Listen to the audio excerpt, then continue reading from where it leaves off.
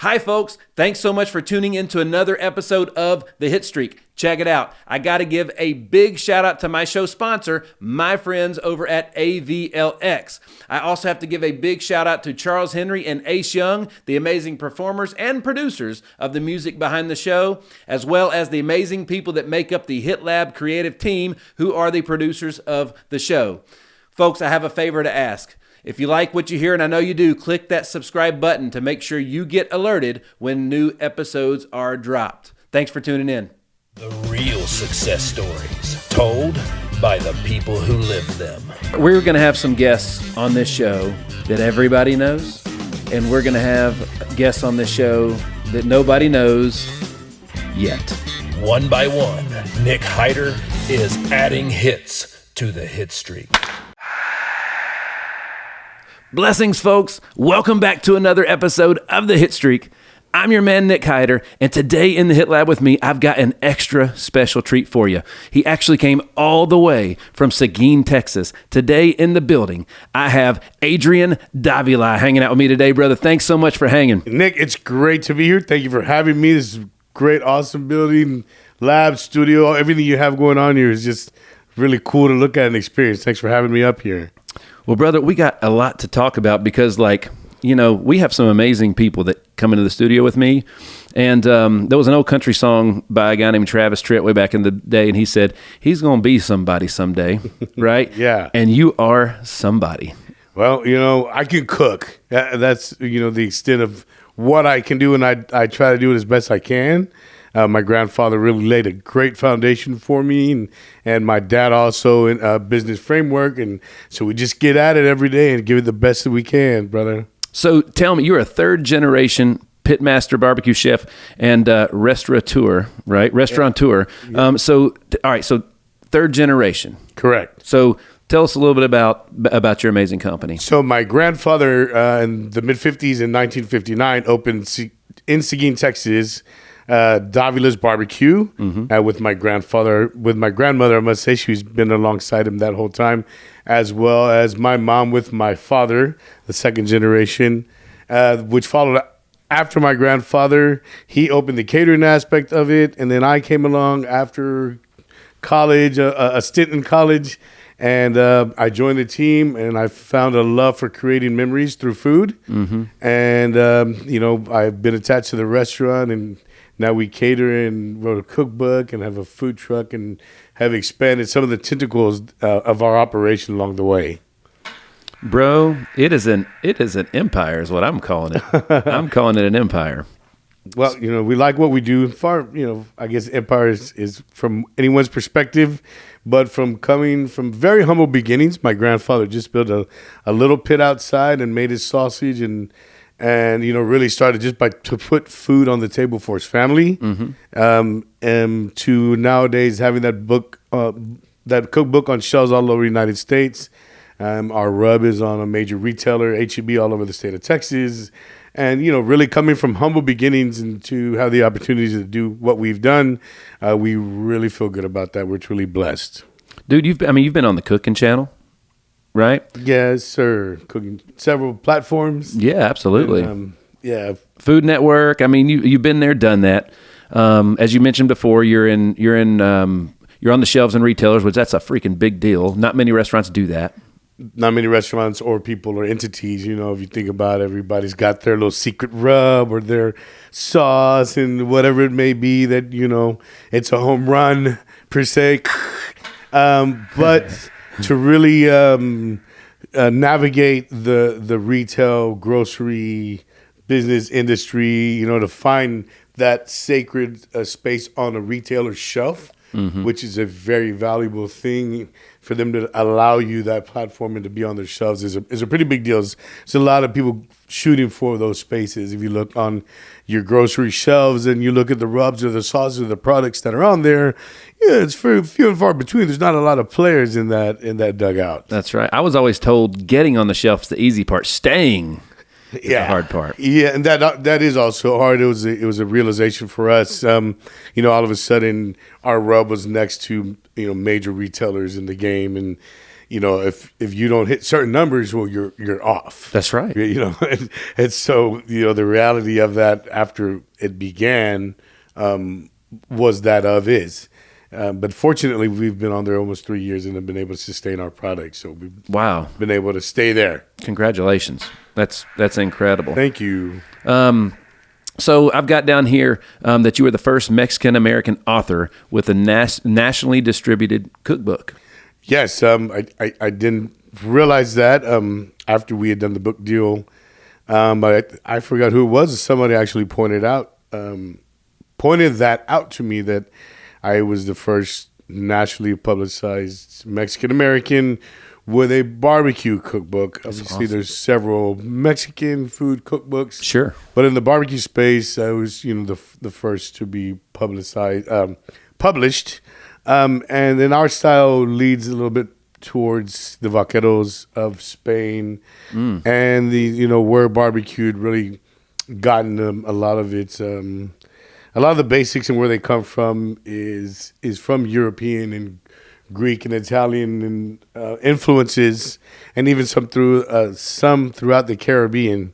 So the barbecue that we eat today really is a culmination of a lot of different cultures and times and ingredients, all coming from a lot of different places. That's incredible, man.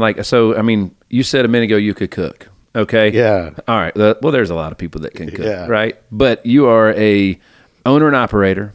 You're a chef. You're a retailer. You're an author. You're a personality. Caterer. That's food right. Truck. Oh my gosh, food truck. You've been on the Today Show. Bro, you've been there, done this. Yeah, we've really in the barbecue world, in the restaurant industry nowadays. Those pieces of the puzzle. When you talk about publicity and appearances and these different platforms, Food Network, Travel Channel, and all of those things, people, whether we like it or not, because you do have people in the industry that shun those sort of things, and they believe that's sort of a disingenuous way of presenting a restaurateur or the popularity of a restaurant or dish. But if you look at the following and what it does for restaurants after they do hit a show, or they do get that exposure, it changes people's lunch plans. I always say that. That's awesome. It definitely gave us a different trajectory through our business, because when we look back at the last 5 years and we say, okay, let's take away the cookbook, let's take away the rub, let's take away these national appearances, we forgot about Gold Belly, we ship all over the United States. Oh, yeah. And of course, the pandemic and all those things really accelerated those things. Let's take all of those things away from our business model, and you really have a truly different business model when you remove all of those, per se, appearances and what people would call like a glamour sort of aspect of it. But it's changed our lives at the restaurant, and what we do, and the people that walk through the door and that consume our product. You can look at it now and find us online, and then hit 3 or 4 clicks of a button, and you'll have our product at your door in 48 hours. Bam. And what restaurants, or what, you really couldn't say that 5 years ago so easily, that somebody in Idaho is going to order Davila's BBQ from Seguin, Texas, and on Wednesday, and on Friday they're eating it. That's incredible. So you really were able to open up your demographic and your clientele is really boundless when you talk about online shipping and those sort of things. Absolutely. Yeah. Absolutely. A lot of logistics, and that's an operation of its own. But like I say, I told him you were somebody. You're a businessman. For sure. You're a businessman. I definitely have had to take an inward look at myself and where my trajectory, where my path is leading as a business person. So was it an award-seeking food chef, or am I a business person looking to expand to different business models? The tentacles of my business, even different concepts of food. And so that's really the path that I've chose to pursue. Right. Really trying to evolve in the industry. So you didn't come here alone. There is a very beautiful young lady that's sitting outside the studio today. Who is that? Sarah Davila, my wife. Yeah, man. She's actually a third generation cattle rancher. Really? Yes. Get out. So, like, was that like an arranged thing? Like, how did that work out? The barbecue guy marries a cattle rancher, and that's smart. so she's a third generation cattle rancher. She doesn't appear to be a cattle rancher, I would say. By her look, she looks very much different, maybe of a big city look. But she grew up on the ranch that her grandfather bought since the 1960s, and they've raised Longhorn cattle and Angus cattle on there. And so now her and I, we operate the cattle ranch. So that's incredible. Yeah, I really get to see the whole spectrum of the food process. Absolutely. Yeah, it's pretty. Well, certain people, when they walk into a room, you just know they're there. A buddy of mine, Danny, that was in the studio the other day, was talking about little Leslie Jordan, how there's just certain people that when they walk in a room, they're something changes. Yeah. Dude, you guys have that. Oh, thanks.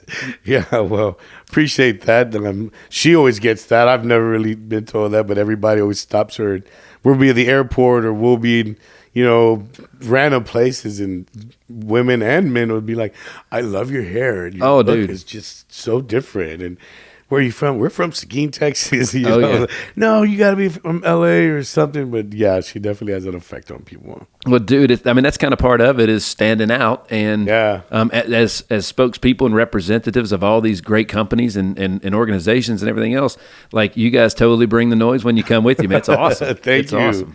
Thank you. We're glad to be here. This is definitely a great platform to come and talk to you on, and learn a little bit about what you do. Man, we just like to have a good time. Yeah. And if we can provide a great customer experience while we're doing it, everybody wins. At the end of the day, that's what we care about. Yeah, that's the same in any business. That's right. Yeah, same in ours. That's right. So I was telling you before, in a past life, I have some experience as an owner and operator. Nothing to your scale, but I'm only saying that because I understand, because we failed a lot back then doing those things, how hard it is to run any business, much less the food and beverage and the hospitality, right? So you're third generation, but you guys, the business has evolved in so many ways from one generation to the next. What were some things that your grandfather and then your father and all those, what are some of the foundations of the company that still stand true today that make the company what it is?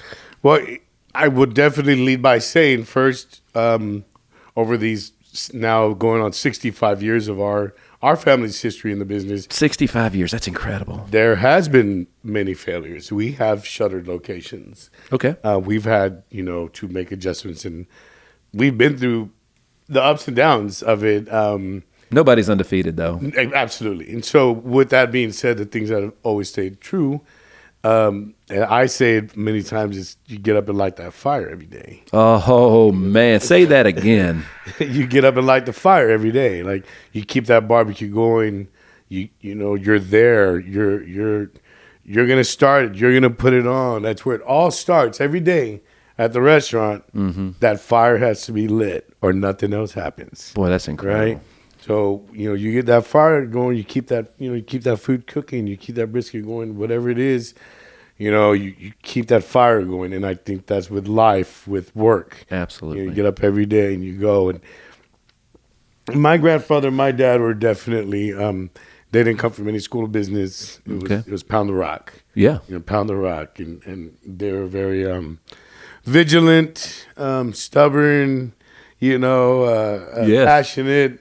All of the above. Those are things that have stayed true in our business. Yeah. And another thing would be is not to stand still.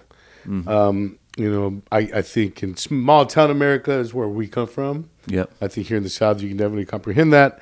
You can get caught up where you have this mom and pop restaurant, shop, whatever it may be, and time goes by and time passes it by. Yep. And your customers get old, and you may have this little rinky-dink place that, whatever it may be.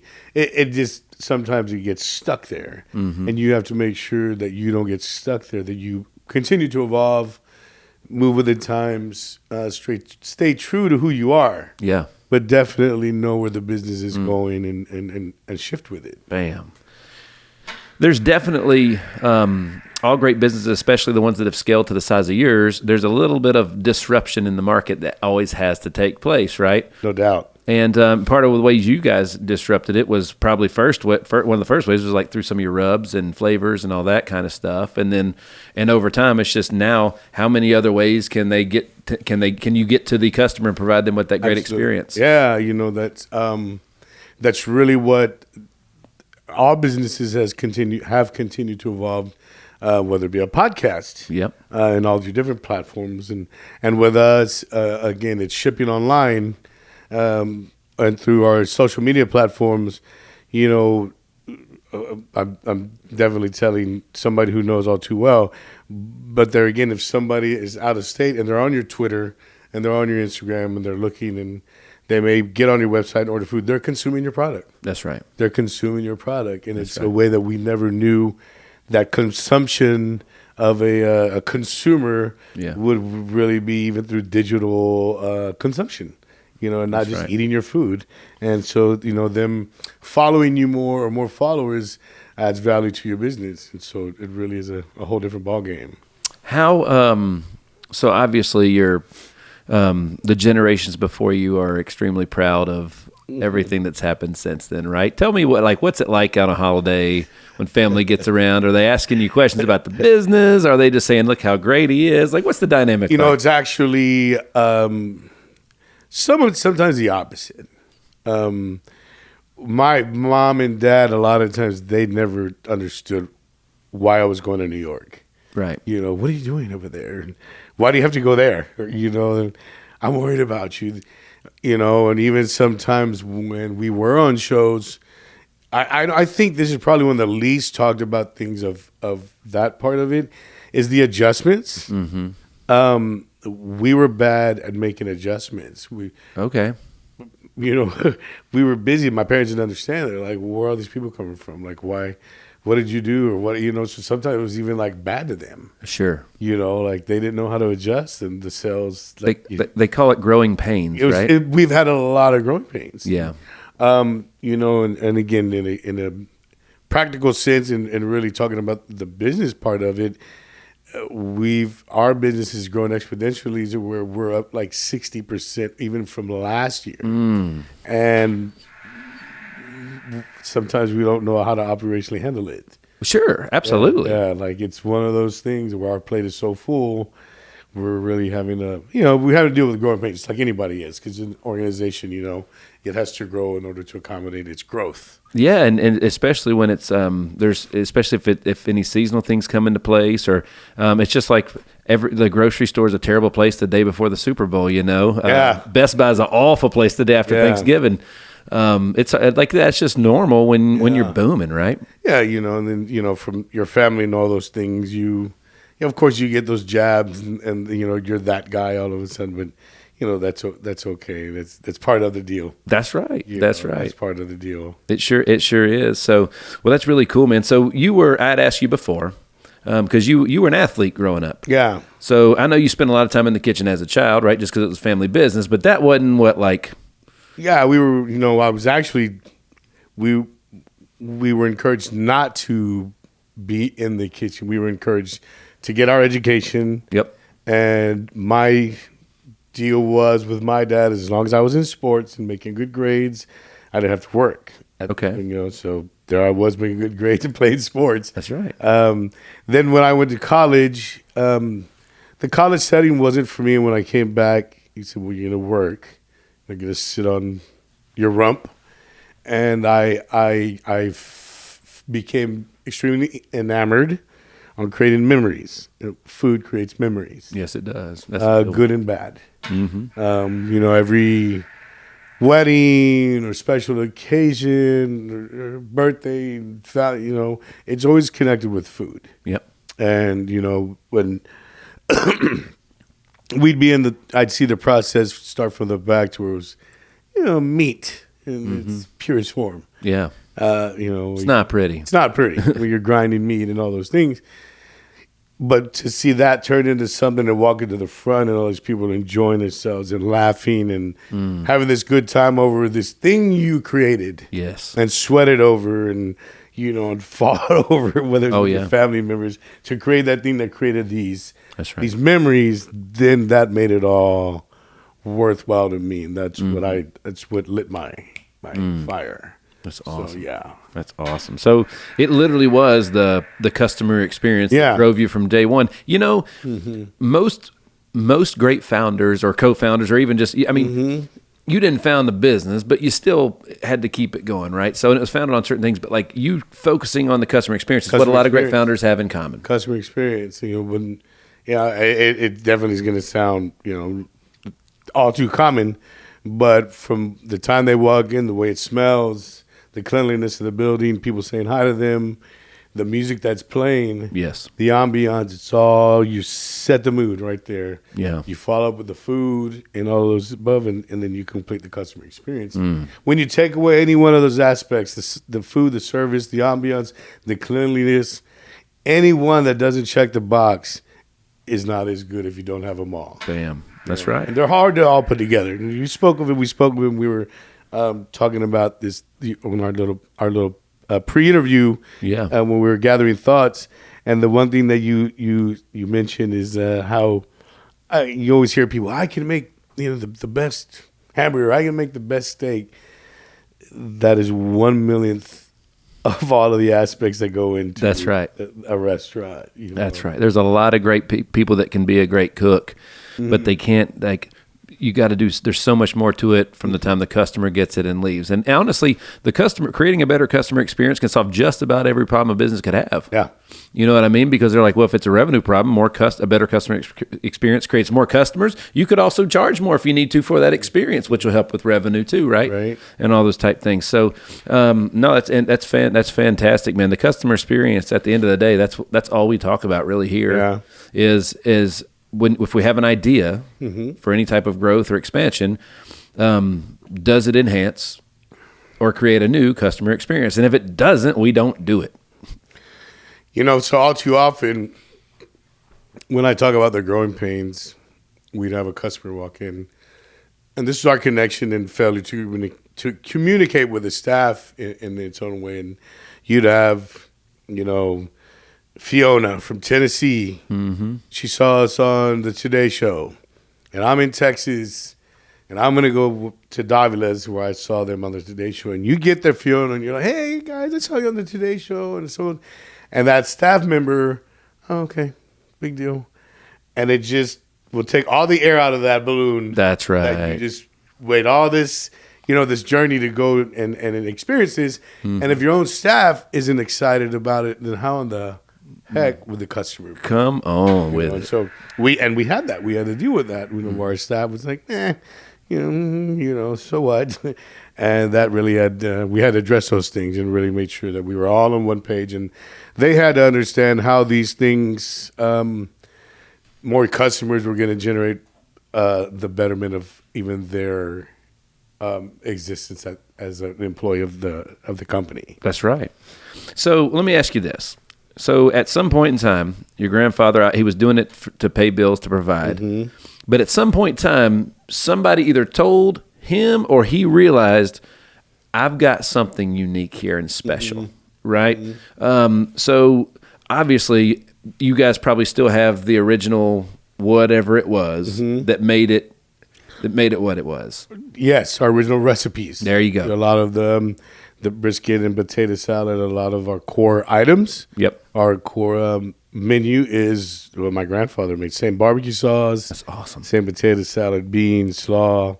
Our rub, again, that we do have on the retailer shelf is his recipe that we've used for 65 years. So you talk about market tested. I think it works. That's right. I think we know that it works. So absolutely. Those are also things that I carry with me whenever, as a third generation pitmaster, whether we show up with a food truck or, catering or whatever it may be, when you say, serving since 1959, that's automatic collateral and street credit. Boom, absolutely. So, you've got to be doing something right in order to survive for that long doing what you do. 100%. 100%. So, but also, what type? So everything. My dad and I, he really operates it. I just help where he needs help. But there's a nonprofit that he founded. Yeah. That has to do with youth baseball that we do a lot of things with. So whenever I'm representing that brand, I always feel a little bit, especially before I was who I am. I used to feel like I had to put a certain foot forward to represent, because it wasn't just me, it was another generation before me, and it meant something to me, right? So talk to me about like what it means when you're out there, you're a third generation, what it means to represent those things when you're putting things on shelves for the first time and growing and talking about all these things. Like, what does that mean? Well, I think when we talked about what would the business model be, I don't know if we talked about it on the mic yet, but what would our business model be without the rub, without the book, without the numerous appearances? And my brother and I were actually talking about this a couple of days ago, and he's not in the business. He said all those were things we used to talk about. Okay. Doing. Wow, I wish we had a cookbook. Or wouldn't it be cool to have a rub on HB shows? Wouldn't it be cool to be on a show? Like, there's a lot of these things that, small restaurateurs or any people talk about, they dream of having a cookbook and really telling your story. And we have been able to do that, and achieve that. And that's really made, a lot of difference in who we are. So you don't feel pressure to put a certain front out. You were just like, dude, it's so good. It's my job to take it further. And that's why I needed to answer the question more correctly. So it began with, are you going to live up to your grandfather's shoes? Your grandfather was the ultimate pitmaster. And we always had the old timers even say, hey, nobody cook like your grandfather cook, That's fine. Right. So I lived with a lot of that. I always had something to prove. Okay. Right? Always had something to prove. Every day I had something to prove. Am I good enough? I'm going to give it good enough as my grandfather. In the small community where we exist, all eyes are always on you. So, of course, the measuring stick. It's not like a big city. Everybody's always watching. So with these things, I was, able to create these things on my own and through my own doings, per se. Gotcha. And that was kind of been my way to stand up to my part of the deal. There you go. Yeah. So, there's you mentioned the growing pains, and anytime you do something new for the first time, it's the first time, right? Mistakes happen, and that's part of it. Nobody's undefeated. You were an athlete, and I know I personally learned a whole lot about life, at least especially growing and dealing with failure through sports. Yes. Right. So, how did sports influence you to be? How did it prepare you to get back up after you fall down? Bam. To be a good teammate, to always push for better, always knowing somebody's out there's better than you, and then they're also working just as hard or outworking you. Yeah. Being a good teammate, being a good leader, those all come from sports. Yes. And those can all be applied through business. Bam. Lead by example. If you're in my position, you care about your people and you show them that and you make them accountable. And again, I learned all these through sports, through That's sports right. and have been able to apply them, or you live your life in that manner once that you're taught that as a young person. That's right. Yeah. That's right. I'm so fascinated with something that literally just the other day, I was sitting with a colleague, and he looked at me and he said, Nick, when are you putting out a book? When is your book coming out? And I was like, dude, it's something that's on my list, right? So I'm talking to somebody that's done something that I want to do and that I hardest thing I've ever done professionally. Dude, so I've got all these things: retailer, author, owner, operator, chef, food truck, catering, all that stuff. I've got the word how next to it. In what order? How did you know when it was time and you were ready? How did you know it was going to further the business and not set it back?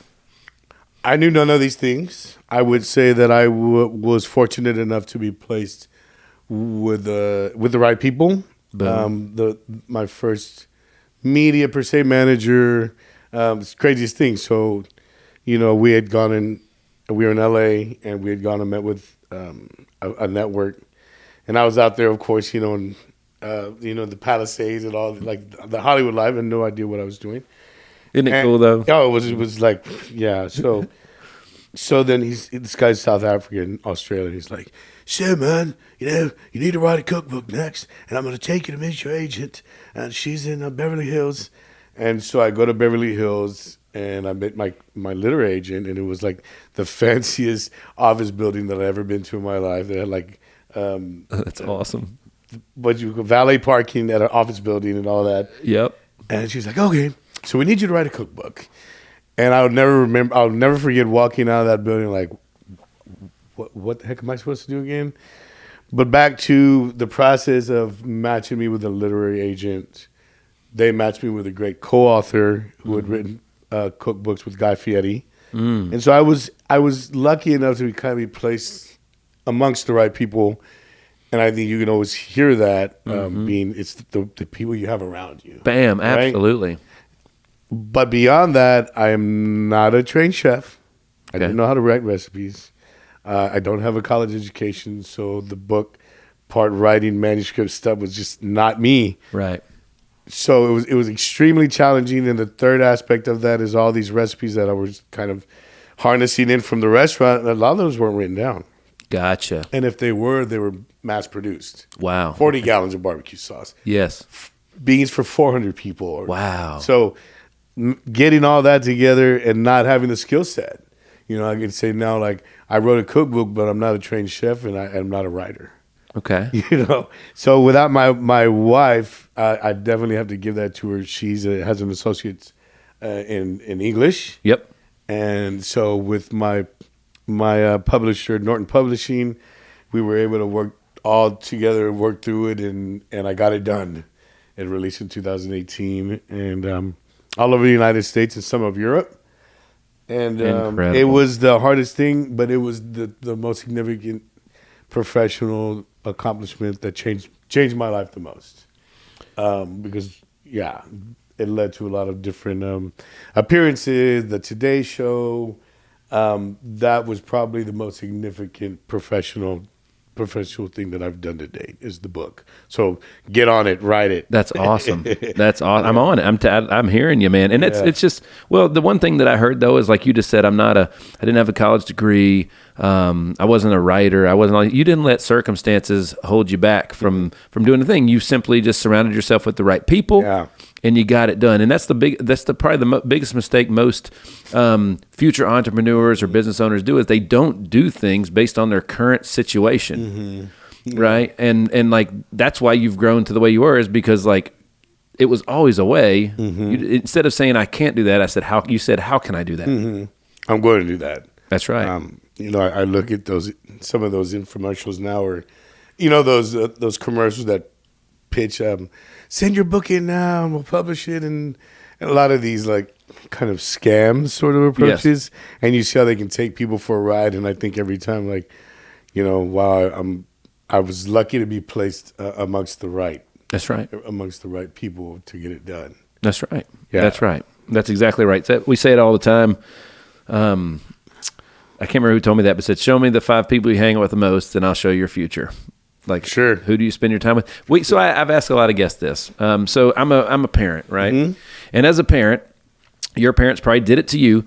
They'll say if you hung out with somebody that got in trouble all the time, they would say you can't hang around them anymore. They're not good for you. Yeah. But at some point in time, as adults, most people stop filtering that. They stop filtering that, and they'll be like, everybody I hang around with makes $40,000 a year. Why am I only making 40? Why can't I crack that code? And it's because you're hanging around with you are what you surround yourself with. No doubt. Yeah. And so through this journey, these last 5, 7, 8 years now, I always call it because the gentleman I spoke of literally walked in the restaurant and quote unquote discovered me. Right. He was casting for a show, not for any food shows. but he was just in Texas from Australia, happened to walk in our restaurant, and was like, "Hey, man, you need to stay in touch with me. There's no Latinos on food television." And I was like, "Okay, like, what's the deal?" But Yeah.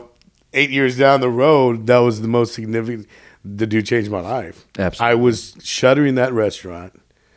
I was going back to the old restaurant. We were at 2 locations. I was heading in my 40s. It wasn't, my trajectory was not upward. And after that, I said, I have a chance, if I do something with this, to change my trajectory. There you go. And that truly did. Bam. It really changed. My life hasn't been the same since. Congratulations. That's awesome. All right. Evolution of the restaurant industry. Let's talk a little bit about that, because then we're going to talk about the continued evolution or even changes from during pandemic, now post. So talk to me about the evolution of the restaurant industry. So it's different than it was when granddad made it. Oh, yes, by far. I think, let's just start with the original, I forget the guy, Ray Kroc, the guy that expanded McDonald's, Yep. right? When they took it, the American dream is to have like McDonald's all over the place, right? Yeah. Real estate is game, and we even went through those things with expansion in like the late 90s. Brick and mortar, build. Well, that is not the case these days. Okay. Ghost kitchens, delivery, Yeah. online ordering. That is really our drive-through. We have a drive-through now, which is like 35% of our everyday sales. Fantastic. Inside the restaurant. Again, like leveraging, products for. Now we have, again, if you wanted to say, it's like the retail grocer aspect. You have the catering aspect. You have the cookbook aspect. You have, again, the online shipping. So out of the one restaurant, we've enabled multiple facets of our business. Absolutely. And I think that's where the restaurant industry is really, really at, is formulating yourself without having to take on this extra overhead. Every square foot costs money. And so ghost kitchens are a really, really big thing. You can, if you really open your eyes, or if you take a look around and you see and notice some of these billboards or these digital ads, there's this barbecue place. It's Famous Dave's, based in Chicago. He's expanding all over the United States Yeah, they're here. through ghost kitchens only. Gotcha. He doesn't have a brick and mortar here. It's Yeah. only delivery. Yeah. So somebody very smart in that organization has figured out we're not going to build all over the place and spend our funds that way. Millions per location. We're going to expand through ghost Yeah. kitchens. And I really think that is one of the most significant changes in the restaurant industry to date. Well, again, what's the fastest way to get to the most people, right? To provide that experience. There you And instead of making them come to you, you just went to them. Yep, exactly. Incredible. All right. So talk to me about, we lost a lot of great concepts and brands during the pandemic. They they couldn't make it through. So like the studio we're sitting in today, my wife and I, our insurance business was at its biggest when the pandemic hit and everybody went home. And I remember when we were all quarantined, I remember looking at her about 2 weeks in and it was like, dude, we're not talking to anybody. We the conversations are what makes us who we are, the relationships. So we started, I did not even listen to podcasts pre-pandemic. I thought they were stupid. I didn't get it. And I had zero. We were making a living off static images for our marketing. So when that happened, video was something that we were told by the great Brad Lee. You're too late for video if you hadn't started it, so you better catch up. And we did. And then literally, we built this studio because so we could create better content. And all those things, and then and to launch a podcast. So I totally get it, dude. The pandemic changed my whole life. Yeah, everybody. But we grew through it. It didn't kill us. We evolved, and now we're stronger and better than we were. And and we still have those face-to-face relationships that we went back to, right? So, talk to me about what that's done for your industry. Well, if you were a really big, we call these barbecue castles, cathedrals, these like huge places that really required a lot of patrons sitting in, dining in. Those guys took a big loss, and some of them probably didn't make it. Us, our concept was what you call fast casual counter service. Yeah. So we don't have waiters, waitresses, bus boys. We weren't relying on those customers to come in big groups. Yep. The majority of our business came from the drive-through, to go, pick up. Yep. Again, online, which that part of it multiplied, twofold. Again, people calling in, people ordering online, and our drive-through, at some point when things were shut down, we flourished. Yeah. We were extra busy. In Texas, there's constant, like Whataburger, a lot of these burger chains, some of them and a lot of the McDonald's have continued. They haven't opened their dining rooms back. Right. They're just to go, and they've found that that's enough for them. It is, and that could be just one big-ass kitchen if you ain't got to have tables and chairs and stuff in the front, right? Yeah, and so, again, I always call it like survival. Yeah. My dad and I we're just trying to survive. And so when the pandemic hit, it's like, okay, what are we going to do about this? What we have in front of us. And luckily for us, it was a lot to go, turn around. And so we actually were one of maybe few that flourished during the pandemic. Right. Well, that just, again, that goes back to that founder's mentality, the customer experience. Yeah. And, accepting responsibility, which is so important because so many people were just like, well, they said we can't do this, so I don't know. I guess we're just out of it, right? You guys said no. There's got to be a way. We just got to think through it and figure it out and bump our head a few times until we get there. Absolutely, it's always that because it's the way we make a living. That's right. So how we put food on our table to this day. That's right. And you know what, man? Like I believe with all my heart that the people that we work with every day are better. Just like I feel like I'm better for what I got from them. Like it's a give and take. I feel like they're better because they got to work with us. I know they are. Just like I feel better, but I'm like, man, that was like just today. I'm going to leave today blessed because I got to hang out with you. Man, both ways. Yeah, right? Yeah, blessed to be able to speak and tell my story to this wonderful platform that you guys created. Well, you do something better than most businesses, especially businesses your size. You have one of the biggest mistakes we see all of our young entrepreneurs make is they do not set aside enough of their budget for marketing, for PR, for marketing, for advertising, and for growth. Yes. Right? Obviously, just look at the laundry list of all the places, the stops along the way that you're doing. Because this is all time that you could be in the kitchen doing something, for right? Sure. So it's expansion. It's getting the word out. Yes. So talk to me about, like, how is that, how has it impacted your business, and how is it continuing to impact your business by promoting the book, TV appearances, all the magazines? I mean, literally, like so what did you win on the Food Network? Barbecue Blitz. I was on. I won that episode. See, that's awesome. Yeah, I was on a couple of other episodes of competitions and won my rounds, and just was able to get the decision in my favor at the time. Well, and nothing again, not that your product isn't top notch, but like if you're not something that's like you're on camera, so like there's no hiding. That's right. You got to be able to do both. Yeah, right. Right. Yeah. So if you're the guy that like, man, every time we put the camera on him, just people turn it off. Like, all that plays into it. Oh yeah, I coming from the little town of Seguin, small town community. You want to be able to compete against the best of the best, and I welcome those things and that situation and being, the camera doesn't lie. Like I don't want to be on camera so people can think I'm whatever it may be. It's not a vain thing. I want to be on the camera because the camera don't lie. And we're gonna get at it right now. We're gonna cook, and that's right. There's no hiding from the camera.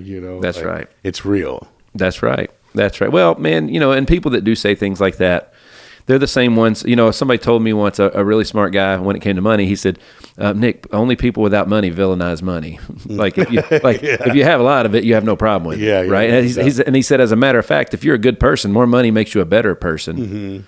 And if you're a bad person, more money makes you, it just brings out more of who you actually are. No doubt. And with money, You can do other better things for your family. You can put them in the schools. Like my wife and I are blessed to make decisions about our family where we don't have to say bring finance into the our kid's in the school that's best for him, regardless of what it costs. It's where he needs to be. Right. That's been an ultimate blessing to be able to make decisions for our family and take finance out of it. Yeah, you put yourself in that position, so that definitely is very gratifying. Absolutely. Very gratifying. Absolutely. So the people that would poke fun at you, or just like the same people that are like, Nick's got a podcast, who does he think he is? Yeah. Doing all this stuff. Well, this is how we grow. I'm not afraid to put myself out there. And if you don't have haters anyways, you ain't touch enough people. Yeah, I was I asked one of my employees the other day, teenager, and of course we're old. We're not supposed to be on TikTok.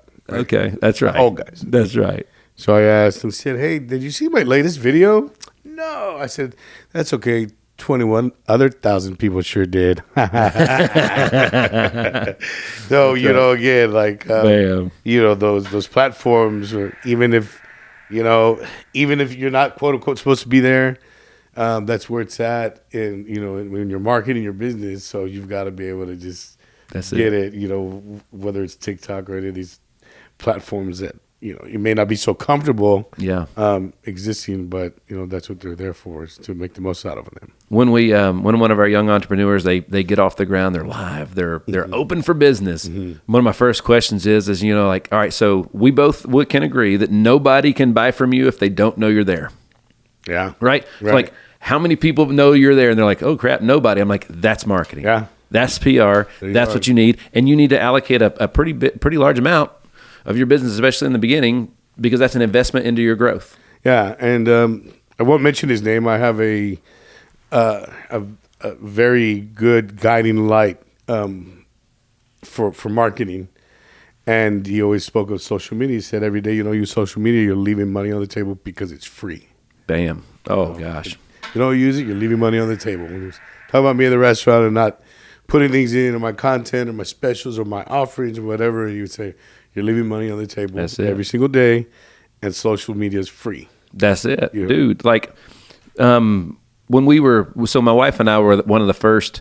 The reason we got off the ground as fast as we did in insurance is because from the hospitality industry, you got to promote, man. If you don't market, you lose. Mm-hmm. You know what I mean? Yes, for sure. And so when we started our insurance agency, the first thing I did is I looked on like Facebook and all the social media. And I'm like, well, lucky for me, all these other insurance folks they're not marketers, and they definitely don't utilize social media. Yeah.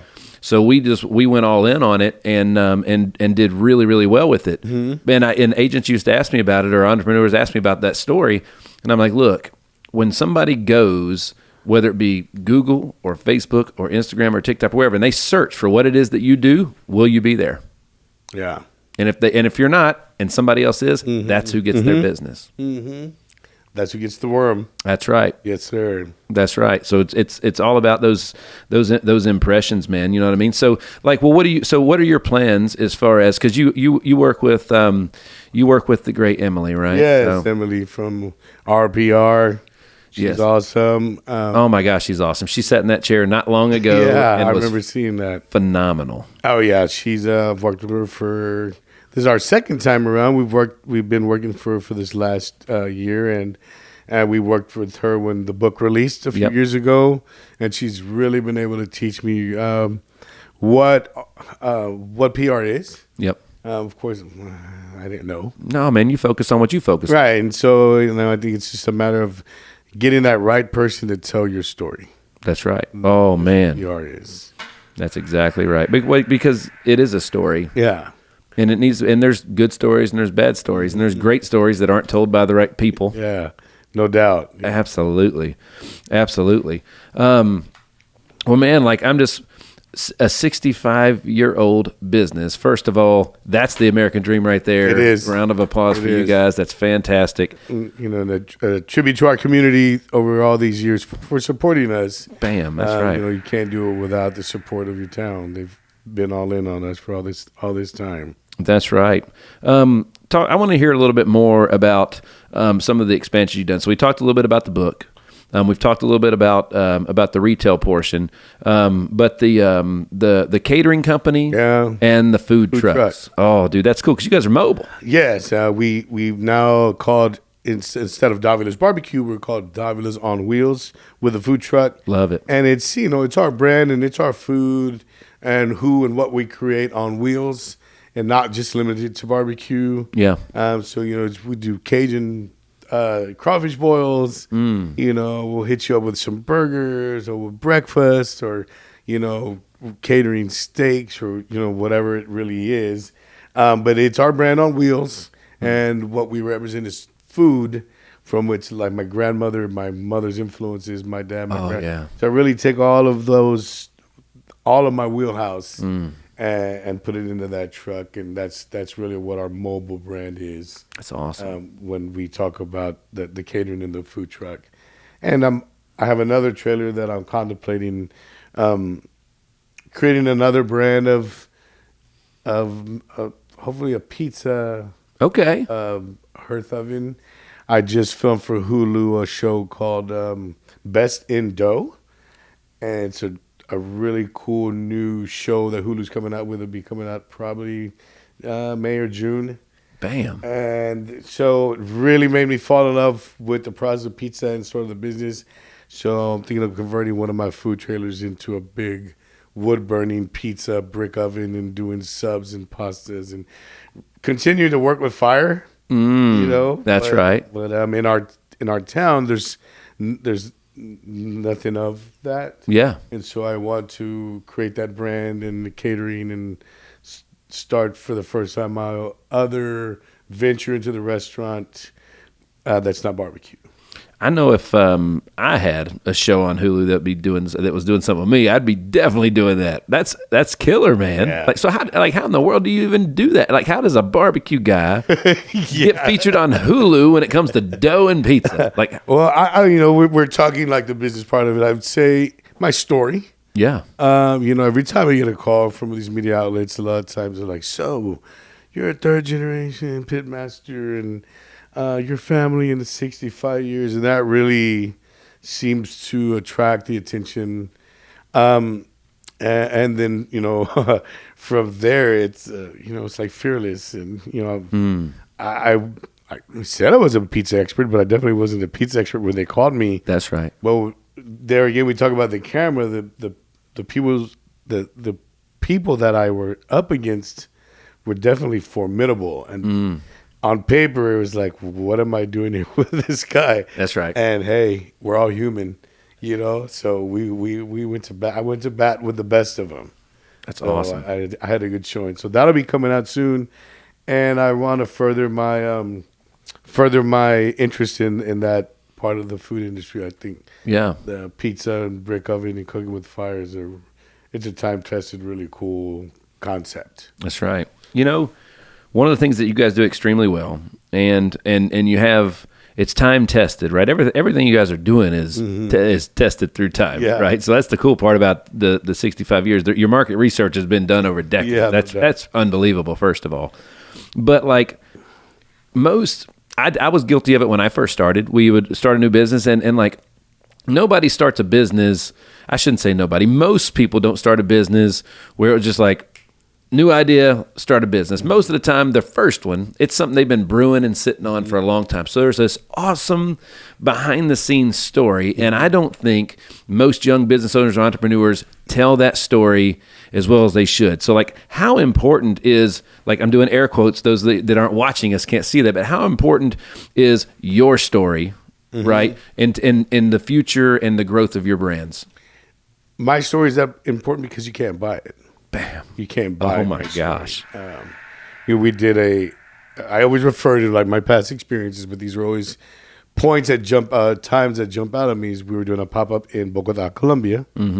That's South America. It's 2,000 miles away. Yeah. It has nothing to do with the way we understand culture and Latinos here, with like Mexican culture and Texas and those sort of things. They're very much far removed from any of that, so they don't see the same color. Yeah.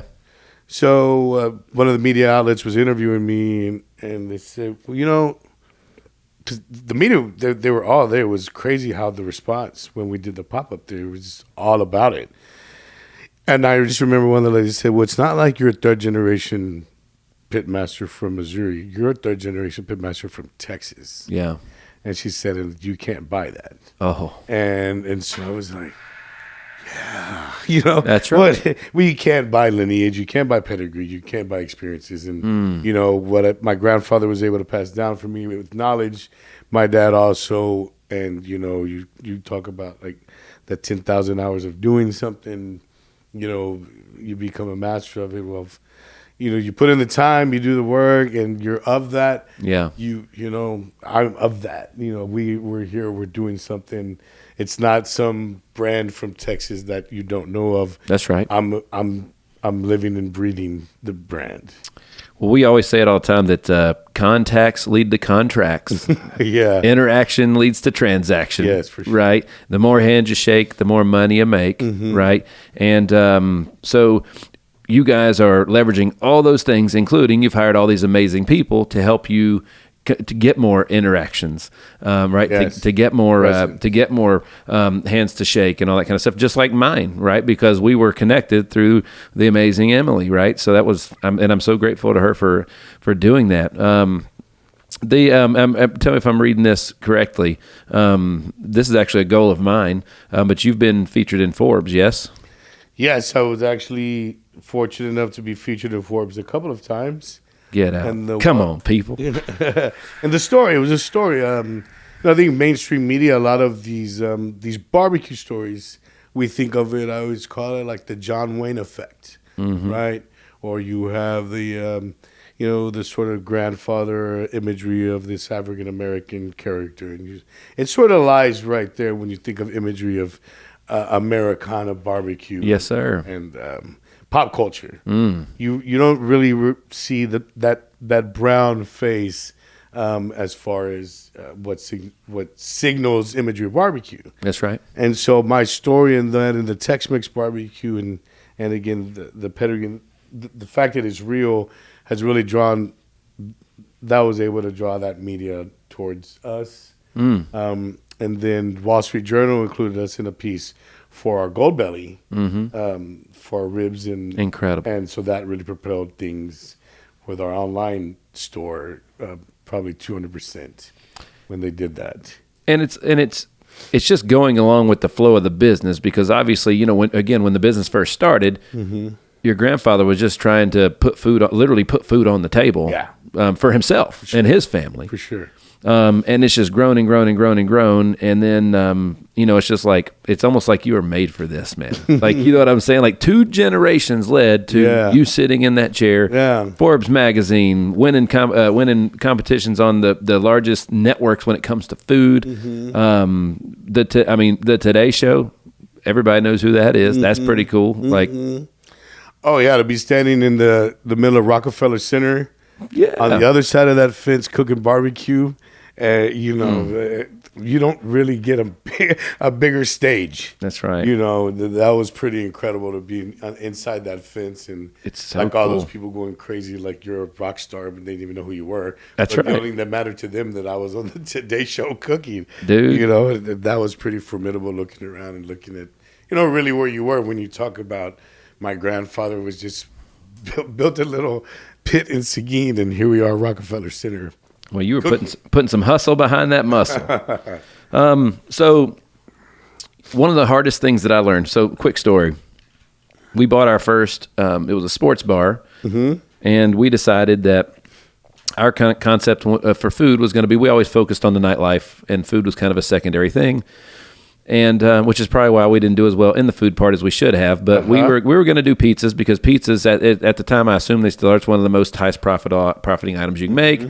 Let's turn on. So we bought a pizza oven, not knowing what to do. I can remember the first pizza we made. It came out. It was like this charcoal looking little ball. When it came out. We have a picture of it somewhere. Literally, it was this big when it went in. It was this big when it came out. Yeah. And it was just like a burnt, crisp ball, right? So, and then we didn't know how to properly store and inventory, and we didn't understand the shelf life. We didn't understand anything. Oh my gosh, Adrian, it was bad.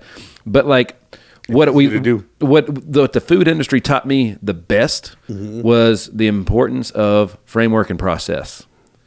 And I still utilize, one of the reasons I'm as successful as I am today is because I understand that. And that was where I truly learned it. Because, man, when it cost, like the first place we opened, I think it was $20,000 a week just to operate it, right? Which ain't much in the big scheme of things, but it's a bit, if you ain't got nothing, it's a big amount. $80,000 a month. Yes. And you know, it was one of those weeks where not only do we miss, it snowed. So here in Tennessee, when it snows, nothing does, and the world shuts down.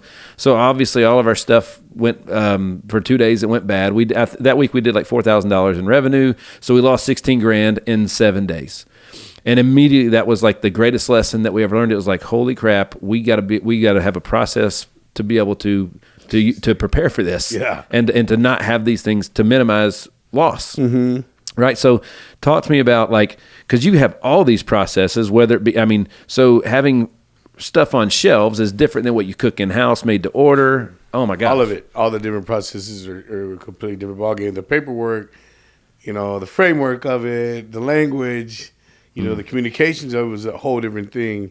So what I've found out here with all of these different tentacles now of the business, now I need to manage them. That's right. You know, you throw enough at the wall, something's got to stick. That's right. Well, all of a sudden, several things started to stick. Yep. Right? I kept throwing things at the wall. They, you know, fall over, then they started to stick. And now it's like, holy crap, now how do I manage these? You know, how do I, okay, great, your rub is on H-E-B shelves. Happy for you. That's right. How do you get the sauce on there? How do you get another rub on there? That's right. How do you expand to other grocers nationally? Boom. Right? So, you know, the Gold Belly, you know, you're shipping these products, but how do you further enhance that menu? How do you, you know, further streamline your process? Yes. You know, so all of these things that I've developed over these last 5 to 7 years, we spoke about growing pains, now are controlled. Now they have to be managed. That's right. And so that's where I'm at now, is really having to put those people in place to manage all of these different things in order to grow them. It's incredible. Every time you take on anything new, it comes with a whole different method of framework, a whole different process, and and usually a whole different staff. Like, you know what I'm saying? And there's training, and it's just, brother, I'm like absolutely blown away at what you not just you've accomplished, but what your family has accomplished over 2 generations. That's the American dream. Yeah, it is. I mean, That's the I'm American not dream. tooting my own horn, but when you, again, You should. You know, I'll toot it. I cannot say this without tearing up. But when we were in New York to do the Today Show, and I was at the hotel, it was like 10 o'clock at night, and I'm looking over Manhattan and all the bright lights, and I'm thinking, my grandfather just started to put food on the table. That's right. And here we are looking over Manhattan. Incredible. It'll be on the Today Show the next day. And it was overwhelming, Yes. as it is now, because, you know, it's humbling. That's right. Yeah. It's humbling. It's proud, and like one of the greatest influences of my life was a grandfather of mine, and you know, he passed away when I was 34, if I'm not mistaken, and 2015, I believe, and I catch myself. I still go visit the grave. Took my daughter just turned 1 last week, so we've taken her out there, you know. Yeah. And my son that's 12, but like I go out there all the time, and I just want to make him proud. Mm-hmm. Yeah. Just want to make him proud. Yeah, for sure. You know what I mean? Grandpa would definitely be proud of all of his recipes going everywhere, and his rub That's being right. where it is. So definitely proud to make him proud. Absolutely. That's absolutely incredible, man. All right. So, shifting gears for a second. All right. So I was born here. I've lived through baseball. I lived in the Northeast. I lived in the Midwest. I lived in Canada for a while. But the dialect in which I speak has always held true. I've been made fun of it everywhere I've gone except for here. Right. And you were teaching me. It's super important to me because it's the history of the brand. Obviously, you know, my last name is Hyder, and I get people put an L in it. Oh yeah, and I'm like, they're like, oh man, I thought it had an L. And I'm like, well, it's reading, top to bottom, left to right. There's no L, so I don't know where he saw it, but like I get it. But it's mispronounced a lot, as well as I butchered yours the first moment that I met you. It's super important to me. You've said it a couple of times that people understand, because that to me, that's the history of where it comes from. The dialect, it shows the culture and everything that makes the brand, right? So let's make sure everybody worldwide, we have the greatest listeners on the planet. Let's make sure they understand how it is that you pronounce it. We're going to spell everything for them because they're going to go follow you on social. They're going to be buying it, ordering. I'm buying it online tonight. Yeah, you can go to our website. DavilaBBQ.com. You can go on Amazon or Barnes & Noble. Yep. And, get that book delivered to you probably the next day. So the name is pronounced Davila. Yep. So Davila. So Davila. And it stems from Avila, Spain. So now we're talking. Davila is the Avila, Spain. Okay. So that's literally where that comes from. When I started to write the book about 2015, before the days of the genealogy.com and the 23andMe, the availability was different. So I traveled to Avila, Spain to go research my name and all of those things, and found the Davila Armistice and really where our name and people had stemmed from. And so it's definitely pretty interesting and important. So it's spelled Davila, correct? Right. So a simple Southern boy would say Davila, right? Yeah. It's probably what you get all the time. All the time. We got to knock that out right now, right? Davila. Boom. Yeah. And that's where they can find you guys on Facebook and Instagram, which is Davila's BBQ. Correct. On all platforms, Facebook, Instagram, Twitter, there you go. TikTok. All platforms, and I am on all platforms as the Adrian Davila. There you go, and your website is davilasbbq.com. Correct. And bbq.com, I should say. So davilasbbq.com, and all this is going to be posted in the description of today's episode. They'll be able to get to it on all that stuff. But they can order. So they can order. Where's some of the places besides your website that they could order some of your? You can order through goldbelly.com. You can order our barbecue. It comes with a bottle of rub in there. You can order brisket, ribs, sausage. You can even order our brisket burgers, have it delivered to anywhere in the continental United States within 48 hours. Mm-hmm. That's a really good place to start because you can literally have our food at your table in a couple of days, right? That's awesome. And you can access that again through Goldbelly or through our website. Our website will take you through any of these channels to order our rub. Or the food, or the book, or you just want to look at us and read our story, and are just interested in knowing more about the brand. The website will take you there, and of course the Instagram and all our social illustrate that even better. Perfect. What's the craziest thing that somebody's ever put one of your rubs or sauces on that it wasn't like? So I'm famous for like here in the South, a lot of times like my dad puts ketchup in his chili. Right, I remember my wife saw that for the first time, and she was like, "What was that?" They put on the micheladas. Okay. Yeah, for the beer, the beer rims. Yeah, that's what I saw somebody using it for. Why don't we? You know what? I'm gonna be probably doing one to start this because my wife and I are gonna order this. Today. I want to do Davila's BBQ challenge. I want to do something where you're like, and I want to, and that's a hashtag right there. Yeah. Davila's BBQ challenge, and I don't know. Let's see what's the next greatest thing that hasn't yet that you could put that stuff on that we haven't discovered yet. I would want to maybe even put it on like cooked beans with it. Or some like vegetable. Hell yeah. You can put it on popcorn, like as a snack. We've like displayed. I know that's kind of like somewhat boring in a way, but it's very convenient. Like popcorn and a little bit of salt, it works. So that would be those of you that are watching.